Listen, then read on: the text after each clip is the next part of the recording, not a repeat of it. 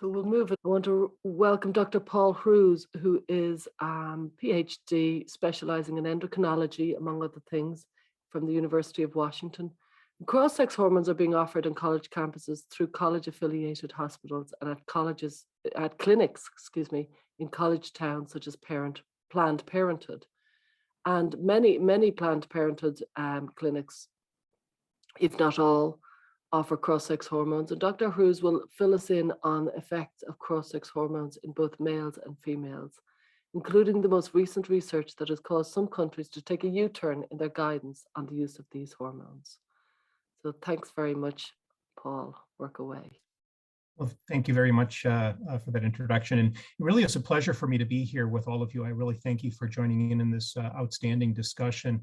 Before I get into my talk, I'm obligated as an academician to disclose that I'm not representing my university or the hospital that I work for here.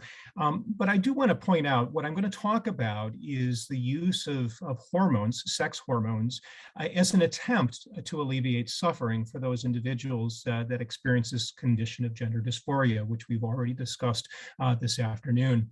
And really to emphasize that the people that we're trying to help are having very serious difficulty in integrating their gender identity with their biological sex. And there certainly is a role for medical professionals to be engaged in this conversation. The question really that we need to ask is what we're providing truly beneficial to them? And what are the risks and benefits of that intervention? And you heard earlier a little bit about this affirmation approach, which really is the primary approach that is being used across gender centers, certainly in the United States, and I think in other countries as well, often referred to as the Dutch model, based upon really a single study in the Netherlands, which we could question as a different patient population from what we're seeing currently. And the whole paradigm begins, at least as the medical intervention, with the pharmacologic blockade of normally timed puberty with hormones that are previously used to treat abnormally early puberty or precocious puberty. And then that's followed by cross-sex hormones. And what we mean by that is the administration of testosterone to a biological female that is desiring to appear male, and estrogen to a biological male that is desiring to appear female. And then the next stage after that is going to be surgical intervention, which really often is reserved until later. The ages by which all of these interventions are being introduced has been decreasing over time. Puberty blockers between 8 and as early as 8 to 9 years of age, cross-sex hormones as soon as puberty blockers are engaged in, and even things like bilateral mastectomies in the adolescent period. And for the purposes of my talk, we're going to focus specifically on cross-sex hormones. But I want to point out how some of the earlier interventions, in particular puberty blockers, actually have residual consequences on the use of cross-sex hormones in individuals that are going to be at the college age. And before I do so, I really need to just make what seems to be an obvious point, but in today's conversation, it's often missed. When I'm talking about sex as a biological entity, I'm talking about the biological trait of members of a species, not only humans, but across the animal kingdom, in that process of reproduction. And there are very specific and well-defined roles that really should not be controversial. And when we're talking about gender, as already been covered this afternoon, it really is the social and cultural expression of being masculine or feminine. And it's important to keep these terms clear. And it's important to separate out what they actually mean, but also to understand the relationship between gender and sex, because in many respects, gender itself has a lot to do with how individuals meet each other, engage in sexual interaction, and often raise that act. Now, this is a topic of importance in talking about cross-sex hormones because We know that sex is an important biological variable, and it needs to be considered not only in the design and analysis of human and animal research, as very clearly stated by the Endocrine Society in this very recent review, but also to understand how the effects of those hormones are going to vary in the individuals that are being exposed to them. So to recognize that the testosterone given to a female is not necessarily going to have the same effect as it would in a male. And it also, this article really cautions about the inappropriate conflation and interposition of these two terms. So I think we should be careful when we're talking about that. Related to that very important point of the differences between male and females, we know that this is genetically encoded, from the time of conception. And we often think about this as, X and Y chromosomes, are dictating whether one is biologically male or female. Yet it's actually the genetic information that's present in that DNA, and in particular, a piece of information on the Y chromosome called SRY that actually directs a very complex developmental process that leads to the differentiation of the developing embryo into what we recognize as male and female bodily forms. And these differences, and I won't go into detail with that, really influence the programming of the body. We see this very readily when we think about the gonads, and really that there are two and only two gonads that actually participate in this reproductive process. So that the assertion that sex occurs along a continuum, really from a biological standpoint, is very problematic. But the important point is that the differences that we see between males and females is not limited to the gonads, and it's not limited to the visible internal and external sexual organs. It's actually present in every single cell of the body. And there's genetic, or what we call epigenetic programming that occurs in cells, a modification of the DNA that actually affects how various genes are expressed differentially between males and females. It's the very basis as to why our National Institute of Health, when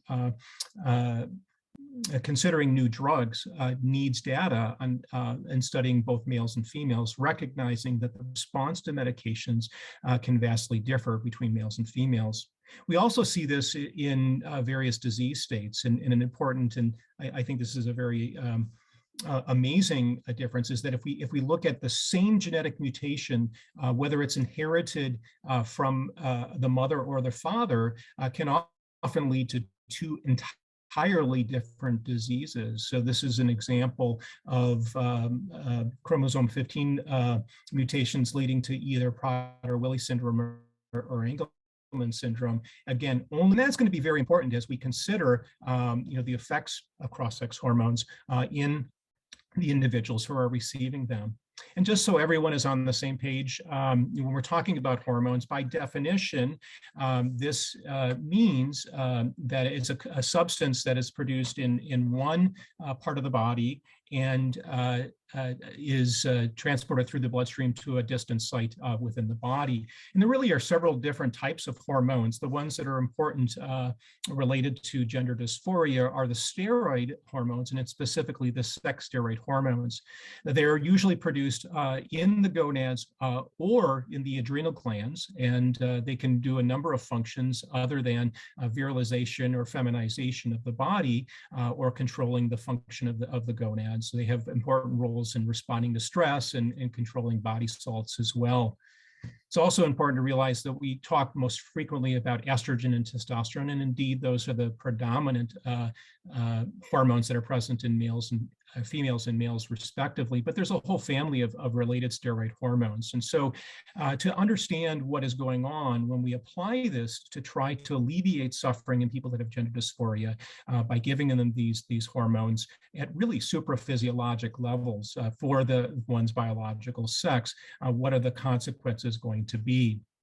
At a molecular level, these hormones actually will get into the cells of the body, and they actually get to the nucleus where they turn on and off a whole host of various genes.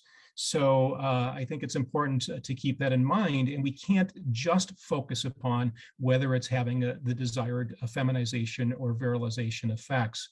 Because it's so critically important, these hormones are under very tight regulation, both all the way throughout life, and particularly when we see an individual entering into puberty, that biological transition from childhood to adulthood and reproductive competency. And the signaling processes have very well-established feedback loops, and they can influence, again, sexual development. And we know quite a bit about how this works in normal individuals and with normally timed puberty. A concept that often gets missed is that both males and females have both hormones. It's merely the difference in the relative or absolute amounts of testosterone versus estrogen within the body. And this is important because when one chooses to take a cross-sex hormone, this ratio is going to be markedly altered, and we need to look at what the consequences are. And to understand what the potential consequences are going to be, we need to recognize that the effects of estrogen in the various organs that are influenced by this. They have effects not only in breast development and maturation and function of the ovary, but they have many important effects in the brain, cardiovascular and liver, and in bone health as well. And the same can be said for testosterone influences in the bone, lean body mass, strength, and red blood cell production and other areas. And so these are important differences, and some of them, by giving cross-sex hormones, are to have that desired effect that you would expect from these sex steroid hormones. But many of them are not intended, and many of them can cause significant difficulties. So let's come back to this affirmation approach, the Dutch model that we talked about. And I'll say a few comments about puberty blockers, and then I'll focus a little bit more on cross-sex hormones. But the impression that one is usually given is that this approach, the Dutch model, is well established. We know that it's both safe and effective. And in fact, it's not an assumption, it's explicitly stated very frequently.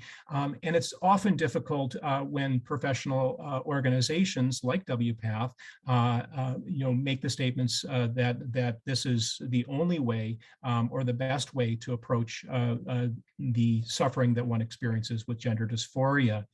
A problem is when we actually look at the data that is available about the relative risks and benefits, and there are many problems because clinical practice guidelines are always based upon the available evidence that one has. In my own professional association, the Endocrine Society, and their guidelines, they acknowledge explicitly that the quality of evidence that is present for using these hormonal interventions are based on low and very low quality evidence. And by definition, that means that the recommendations are likely to change as higher quality evidence becomes available. So the evidence supporting these medications are really poor to non-existent. What are the specific problems that we see? Well, many things with the studies and the way that they've been conducted. The studies often have recruitment biases based on convenient sampling, for example, internet-based surveys. They're often very small in sample size, which is really important when we think about the likelihood of multifactorial etiology and the differing populations that are presenting for care. The effects are often studied for only short durations of time. So even if you have changes in the short run, that doesn't guarantee that you're going to have long-term benefits. Many of the studies lack proper controls, and many of them have no controls whatsoever. A general lack of randomization, and really by study design, when you're looking at cross-sectional studies, they will not be able to tell you a causal association between an intervention and an outcome, but merely associations. Related to the question, of desistance and regret and even suicide, many patients in studies are lost to follow-up. And some of the studies that have been well cited, there's been up to a 50% incidence of patients lost to follow-up. And then there's the issue of confirmation bias and interpreting the actual data that's present in the study, often to validate an a priori conclusion, rather than the way science is normally conducted, to be able to test the validity of what we call the null hypothesis, that at the outset that there is no difference, and we're looking for evidence to support that there is a change. So when we look at this data, we really have to question what the effects are. Now, related to pubertal blockade, by the time a child gets to college, many of these effects, whether or not they were given a pubertal blocker, can still have ongoing influences. It's often stated that this is a safe and fully reversible process, but it's important to keep in mind in relation to what we've already heard about the developing brain. The temporal process and the link between the biological changes of puberty occur at the time of adolescence. And because one is interrupting this normal developmental process, that time element cannot be replaced. Most of the studies that are done on the use of GnRH agonists or puberty blockers are based upon studies in prepubertal children with precocious puberty. So we really don't know the long-term effects. And there are many concerns. For example, the effects on bone density. It's the adolescent years are critically important for accruing maximal bone density that's going to be necessary throughout the rest of life. And a particularly difficult component of this is the effects on fertility. And when you give cross-sex hormones to a gonad that has been not allowed to mature through the use of puberty blockade, the expected outcome is going to be impaired or absent fertility. And many of the adolescents that are being asked to whether they can consent to this process have no idea of future reproductive wishes. In fact, when they're counseled on giving on these potential side effects, less than 5% will actually accept fertility preservation interventions. Yet when you survey adults on their desire to have biological children, it's over 50%.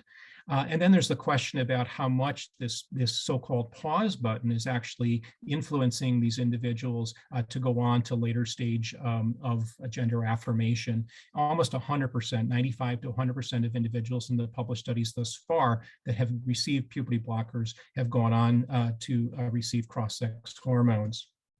Now, let's take just a few minutes to go through some of the concerns that are seen in the use of cross-sex hormones. I already mentioned the concern about fertility. It's been noted by a number of studies that in males that are exposed to estrogen, really at higher levels than their bodies would normally see, are at an increased risk of stroke, which can lead to permanent neurological impairment and even death. The females exposed to testosterone can have similar problems related to elevations in red blood cells. The bone density question is equally applicable when puberty is suppressed. Although the sex steroids will actually improve that, it's not clear that they will bring the bone density back to the level that would have been experienced had normal puberty occurred.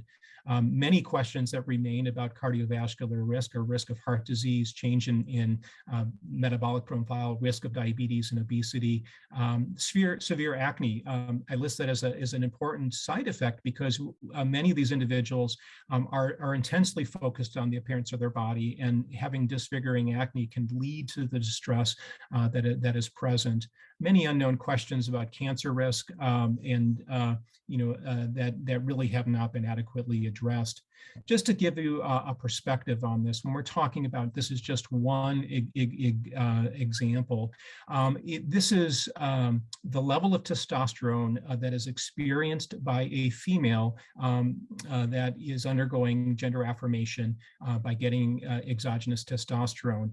And the slide is showing you the levels that we see in testosterone normally in conditions such as polycystic ovarian syndrome, and then in endocrine tumors. So the levels that are being, the bodies are being exposed to are very, very high for a female. And it then leads us to question what the long-term effects of this is going to be. Now, I think it's already been mentioned that there are many questions that we have. Many of these risks risks are well understood. They're used in the consent process. And they're justified with the assumption that it's necessary to prevent suicide.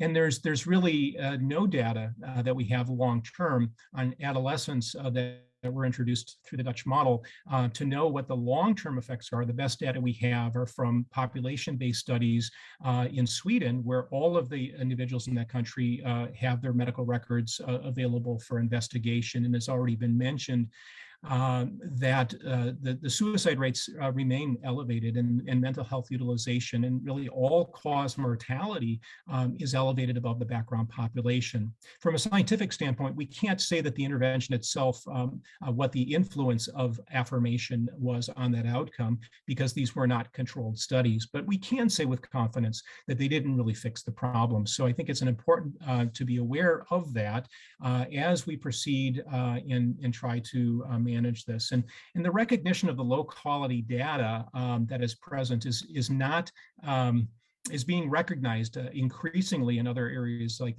in Europe, where they've been actually using this model for long. We have in the United States, the United Kingdom, Finland, and Sweden. So, and a lot of evidence-based reviews have all concluded that this evidence is extremely low, and there are many concerns about unanswered questions, and really a need to investigate not only the safety and efficacy of the affirmation model, but to even be put forward in a dialogue of alternative hypotheses and alternative approaches to alleviate suffering. Now, Finland is now prioritizing psychological assessment over gender-affirming hormones. Sweden has now said that gender affirmation and hormone use needs to be done within an experimental setting, it's going to be interesting to see whether and when the United States and other areas of the world are able to join in that. To just summarize, and I do want to leave time so that we have time for question and answers. It is important to recognize that these people that have gender dysphoria have significant suffering, but the current approaches to alleviate suffering, there's many from a scientist's standpoint. Really are problematic when the ideological assumptions weave their way into what normally goes on in the world of science and medicine, to be very objective in looking at risk and benefit. And it's clear that the support for the affirmation-only approach is fairly weak, and there are many associated risks to this particular intervention, and really to acknowledge the suffering that continues even after this approach is used. So I would really strongly state that there's a need for exploring alternative therapies. I really thank you for your attention, and look forward to the remainder of our conversation this afternoon. Thank you very much.